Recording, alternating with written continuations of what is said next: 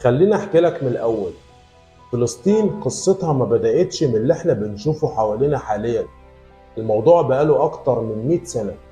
سنة 1917 بريطانيا، وهي الدولة اللي كانت محتلة فلسطين، قالت في ورقة كده اسمها وعد بلفور انها هتساعد اليهود يعملوا وطن في ارض فلسطين.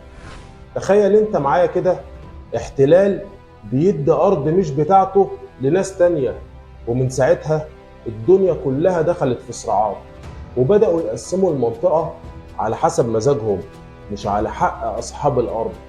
ولما حصلت النكبة وبعدين النكسة وبعدين الاحتلال زاد في أراضي فلسطين، والدعم بقى مفتوح لإسرائيل، كل ما الفلسطينيين يطالبوا بحقهم الدنيا كلها تقول لك نستنى مفاوضات، ندور على حلول سلمية.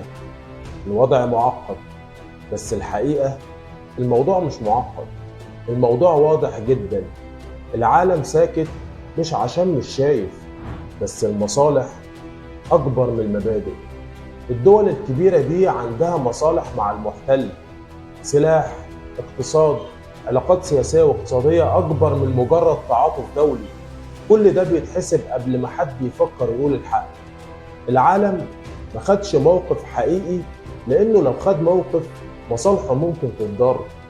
بس اللي ما ينفعش نضيعه إننا نفضل فاهمين وعارفين ومكملين في الوعي، لأن وعيك هو أول خطوة إن الحق يرجع حتى لو بعد سنين.